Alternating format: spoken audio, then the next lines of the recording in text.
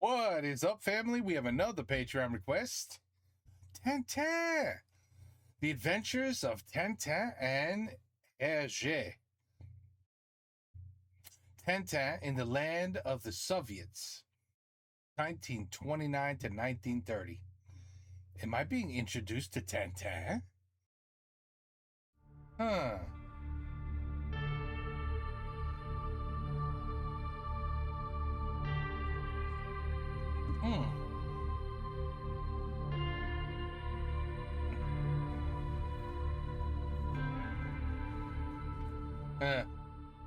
Janvier 1929. L'Europe connaît une vague de troubles économiques et sociaux qui provoque une montée des mouvements extrémistes partout sur le vieux continent. En 1923, le NSDAP tente un coup d'État en Bavière et échoue. En 1928, une exposition soviétique à Bruxelles est saccagée par les jeunesses nationales belges. Bref, la colère gronde en Europe, et c'est dans ce contexte anxiogène qu'un petit dessinateur du nom de Georges Rémy va publier une bande dessinée nous racontant les petites aventures en Union soviétique d'un petit reporter et de son petit chien. Alors c'est ça. Ça, c'est comment ça a commencé, hein? Did I say that right? Ça, c'est comment ça a commencé. Bon.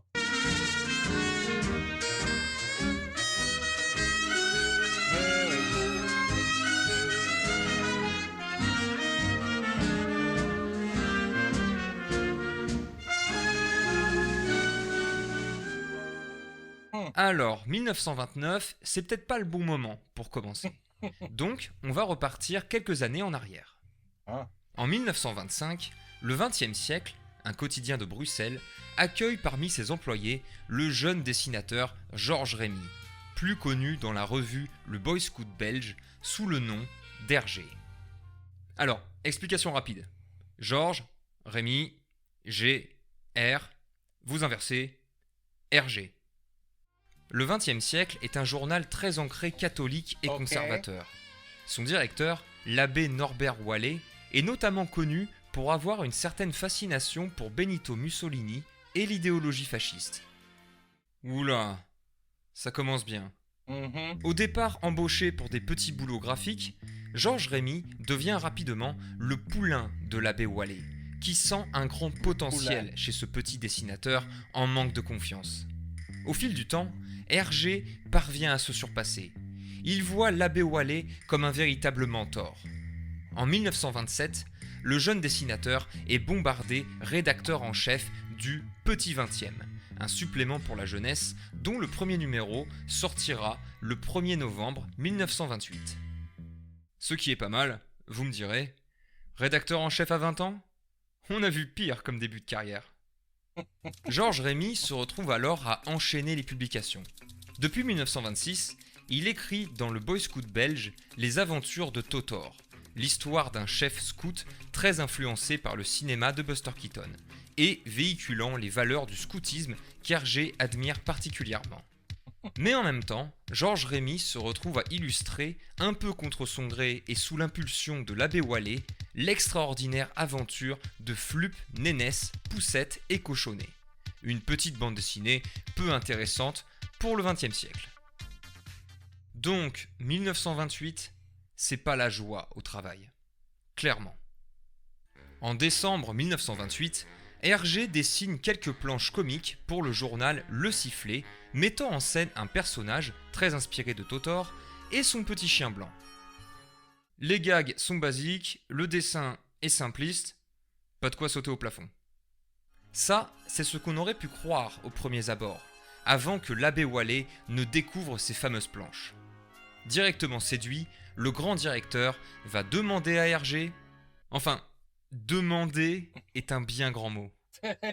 L'abbé Wallet va demander à Hergé de reprendre ces deux personnages, qu'Hergé appelle Tintin et Milou, et d'en faire les héros d'une nouvelle histoire pour le petit 20e.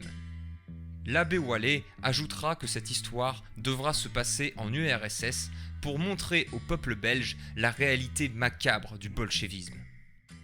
Là aussi, réalité, c'est entre guillemets. Mais bref, Ainsi sera publié dans le Petit 20e à partir du 10 janvier 1929 jusqu'au 8 mai 1930 les aventures de Tintin, reporter du Petit 20e, au pays des soviets. La bande dessinée a un rythme de parution épisodique de 2 planches par semaine et nous raconte les aventures de Tintin, un reporter belge du Petit 20e, et Milou, un fox terrier, qui partent écrire un article sur la vie en URSS. S'en suivront alors toutes sortes de tribulations de plus en plus farfelues pour nos héros et l'exploration d'un pays où règne la misère et l'oppression. Au menu, sabotage de train, agression à la peau de banane, élection truquée, bagarre contre un ours. En résumé, le classique du classique pour un journaliste d'investigation. Évidemment, avec moins de 2 semaines de préparation, Hergé ne peut ni visiter l'Union soviétique, ni se documenter à fond sur le sujet. Fort heureusement, l'abbé Wallet, toujours focalisé sur le thème de l'anticommunisme, invite Hergé à se procurer le livre Moscou sans voile, 9 ans de travail au pays des soviets de Joseph Douillet, ancien consul de Belgique en Russie. Grosse critique du système soviétique, le livre s'attaque à tous les domaines. Économie, société, santé, politique intérieure, politique étrangère, etc. Donc, pour la faire courte, Hergé, qui a toujours rêvé d'être reporter, ce qui explique pourquoi Tintin est un reporter. Hergé va baser tout son travail, au départ, sur une seule source. De surcroît, une source des moins objectives. Le tout sous le regard attentif de son mentor, ouvertement anticommuniste et fan de Mussolini. Alors, vous vous en doutez, quand vous avez 10 jours pour démarrer une bande dessinée, vous n'avez clairement pas le temps de préparer une intrigue dans le détail. Très inexpérimenté dans l'écriture de scénarios, Hergé se retrouve à devoir sortir à la vitesse du son des planches de manière complètement improvisée. Le rythme est frénétique, on n'a pas le temps de se poser, on balance les gags, on dénonce le totalitarisme soviétique, et on reprend la semaine suivante. Ce manque de vision sur le long terme amène à 2 gros problèmes pour la bande dessinée. D'abord, Hergé n'a pas le temps d'anticiper les dénouements des tribulations du jeune Tintin, ce qui amène à un paquet d'incohérences pour éviter aux reporters de finir à la morgue. Par exemple, pendant les fusillades, Tintin ne se prend aucune balle. Et en plus, le personnage semble doté d'une superpuissance à faire pâlir d'envie Superman. Et l'autre problème, c'est que Tintin, il est bien sympathique, mais il sert à rien. Tintin fait 2 choses dans cette histoire. Soit il essaye de survivre aux bolcheviks qui lui courent après, soit il regarde la misère qui règne en Union soviétique. Bon, il y a bien un moment où il sauve la vie d'un paysan, mais c'est la seule fois où il intervient réellement. Et comme si Tintin ne suffisait pas, Hergé va même utiliser le chien pour casser encore plus le communisme. Milou, dont le nom vient du surnom qu'Hergé donnait à son ancienne petite amie Marie-Louise Van Cutsem, est le second personnage de cette bande dessinée. Ce chien est intelligent, doué de paroles, à ceci près que seul Tintin peut le comprendre. Il est en quelque sorte le petit frère de Tintin, qui va lui montrer la bonne conduite à adopter et lui expliquer pas mal de choses sur le monde. En gros, ce duo est surtout un prétexte pour faciliter l'identification du large public. Ainsi, les adultes se sentent proches de Tintin, qui est débrouillard, qui est courageux, et les enfants se focalisent sur son petit compagnon, Milou. Pour le reste du casting, rien de bien palpitant, vu qu'Hergé n'a pas le temps de préparer un véritable scénario. Les personnages secondaires ne sont pas nommés. Ils apparaissent sur quelques cases et surtout sont en grande majorité des méchants russes à la solde de la dictature communiste. Et tout ce délire anticommuniste, encore une fois, a comme source un seul et unique ouvrage. Pour enchaîner les tribulations de son héros, Hergé va copier-coller des pavés entiers de Moscou sans voile. À un moment, Tintin voit des membres du parti se faire élire en menaçant la foule avec des armes à feu, ce qui est une repompe complète d'un extrait du livre de Douillet. De même que le passage où les soviétiques font visiter une fausse usine à des syndicalistes anglais, et que Tintin se rend compte que c'est une grosse arnaque. Cependant, toujours pour aller dans la direction anticommuniste de son mentor, l'abbé Wallet, Hergé va quand même trouver une seconde source d'information. Hergé a toujours rêvé d'être reporter. Aussi, il va relire les écrits de son modèle, Albert Londres, qui avait publié en 1920 une série d'articles qui fusillaient l'URSS. Hergé va alors exagérer davantage les passages de son histoire liés à la faim, au froid et à la pauvreté de la population russe. Le moment le plus marquant étant Moscou, qui est représenté comme un bourbier infect. Donc, Tintin au pays des soviets, l'histoire, il n'y en a pas. L'anticommunisme est présent à chaque case et le manque de documentation est critiquable. Et maintenant ? Et dans ce cas, il y a quoi qui va ? Eh bien, ce qui va, c'est le dessin et l'implication d'Hergé dans son travail. Alors, je suis désolé d'avance, je ne sais pas si j'aurai de bonnes illustrations pour cette partie. Mais ce qui se passe, c'est que Tintin au pays des soviets représente un véritable terrain d'expérimentation pour Hergé. Dans sa publication originale, la bande dessinée évolue au fil des pages. On sent qu'Hergé prend ses marques au fil des semaines. Les dessins sont de plus en plus complexes, on a de plus en plus de détails. Et surtout, avec Tintin au pays des soviets, Hergé va nous révéler une petite astuce pour raconter une histoire en bande dessinée, le phylactère. Le phylactère, tout le monde connaît. C'est ce qu'on appelle les bulles, c'est-à-dire une zone de dialogue directement greffée au récit. Jusqu'à présent, la grande majorité des bandes dessinées n'avaient que des textes explicatifs sous les cases. Le phylactère était déjà un peu plus répandu dans la bande dessinée américaine. Mais en Europe, vous avez eu deux initiateurs de ce procédé. Alain Satogan avec Zygépus et Hergé avec Tintin au pays des soviets. Mais malheureusement pour Satogan, le public retiendra surtout Hergé. En plus des phylactères, Hergé passe aussi beaucoup de temps à travailler sur le rendu du son et de la vitesse. De nombreux bruitages sous forme d'onomatopées sont ainsi ajoutés pour ponctuer des sons, ajoutant davantage de dynamisme au récit. Ainsi, plus un son est bruyant et plus il est épais dans la case. À cela vient s'ajouter la notion de vitesse. Pendant les phases de course-poursuite, les roues des véhicules sont déformées. Et quand Tintin tape des sprints, on a de grands gestes pour faire ressentir les essoufflements dus à l'effort. Et ce sont toutes ces nouvelles méthodes mettant en avant les dialogues, les sons et la vitesse qui feront la renommée d'Hergé. Tintin au pays des soviets sera un énorme succès. L'album qui en découlera en septembre 1930 se vendra à 10 000 exemplaires en Belgique. Signe d'un intérêt grandissant des lecteurs pour Tintin, ce jeune reporter qu'Hergé n'avait jamais envisagé redessiner pour de futures aventures. Et preuve de ce succès, le 8 mai 1930, donc le jour de la sortie des dernières planches de la bande dessinée, le Petit 20e a organisé le retour de Tintin à la gare du Nord de Bruxelles. Et tout le monde est venu l'accueillir. Plus habitué à l'écriture sur la fin, Hergé commence à anticiper les tribulations de son personnage. Et, en prévision du retour de son héros, interprété pour l'occasion par un vrai comédien en chair et en os, Tintin au pays des soviets s'achève sur le retour triomphal de Tintin et Milou en Belgique. Et tout est bien qui finit bien. Bon, c'est toujours l'enfer en URSS et Tintin a failli mourir 40 fois, mais bon, ça va. Il y a toute la Belgique qui l'attend sur le quai de la gare. Étonnamment, malgré le côté ultra caricatural de la misère en Union soviétique, l'histoire d'Hergé ne souffrira d'aucune indignation politique pendant toute sa période de publication. Même les communistes belges resteront silencieux. Et plus encore, la critique, bien qu'approximative, je tiens à le rappeler, sera soutenue par de nombreux témoignages.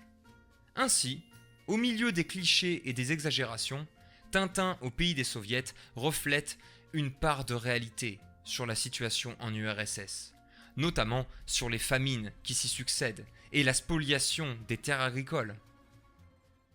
Hergé a donc réussi à raconter une part de vérité dans son récit.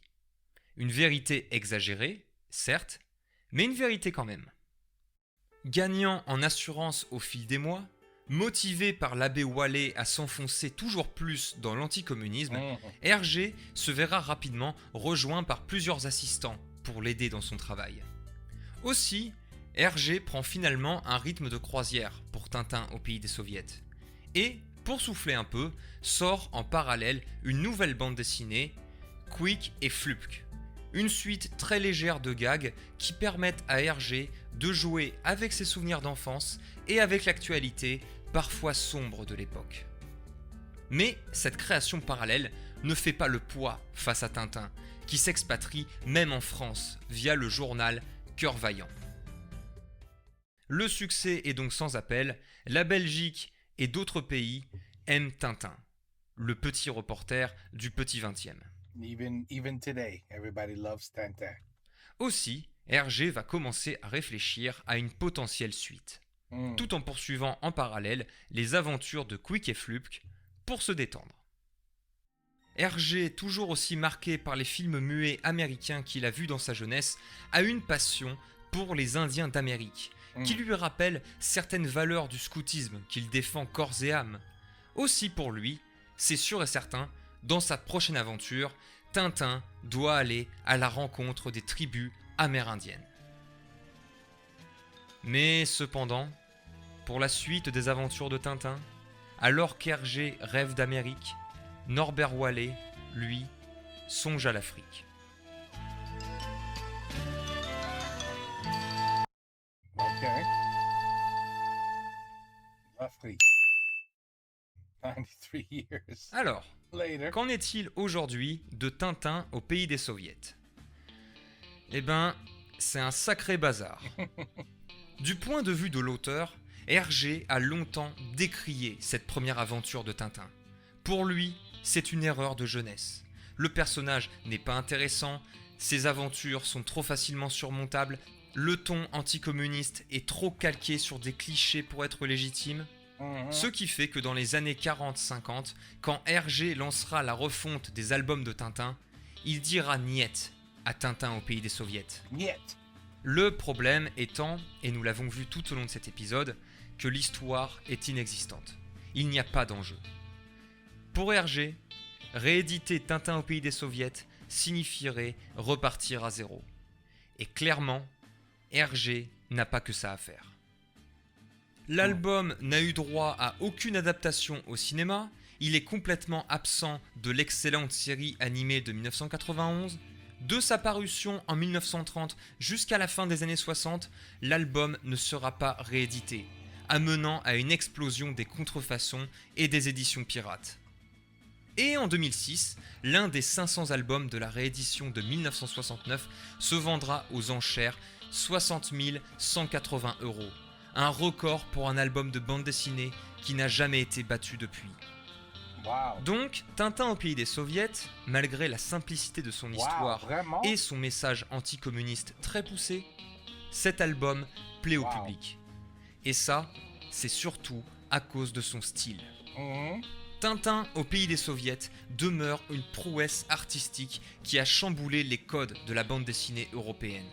Les phylactères, la surutilisation des onomatopées pour les sons et la notion de vitesse qui découle de certains passages sont autant d'éléments qu'Hergé reprendra pour les futures aventures du jeune reporter.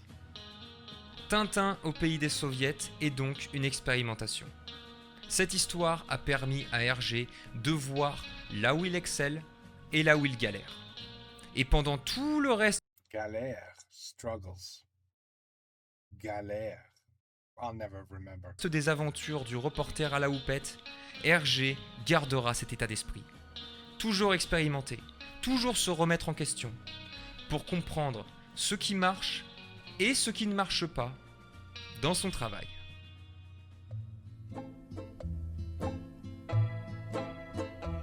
And ever since there's been how many Tintin comics? I remember quand j'étais peut-être 10 ans, 9, 10, 11, peut-être, ouais, 8, 9, 10, dans la France, avec mon Tintin comic, et je comprenais rien du tout. Je savais pas rire rire. Lire, je savais pas lire le français. Et all I did was watch the comic, the animation, the pictures, the art, and I loved it. I had the same thing in when I went to visit Spain. There was something called Mortadelo and Filimon. I remember that cartoon, that comic too. I didn't understand a single word, but I loved the art. And the art spoke to me, and I might have understood a lot of it just through the art. And that's when you know you are an amazing artist. When somebody wants to, this right here, man, Tintin Congo. Oh, no way. I think I remember that one. I mean, I had all of these. Man, imagine if I still had them. I don't know where they went. They're all gone. C'est dommage. But I had a lot. J'avais un paquet. It's all gone. C'est ma jeunesse. Mais I didn't understand nothing. But I just watched the pictures. And that, my friend, is when you know you are a hell of an artist. And look what it became of Tintin. Oh, huge. Anyway, very interesting. Very interesting. And yeah, all following one source of the communists. So, it is what it is. He had no choice. Anyway, good information. Good memories for me of Tintin, the comics. All good. All, c'était très amusant pour moi. Et je comprenais rien. Alors, it was even better. It makes you think, right? Anyway, à la prochaine. Take care. Peace out.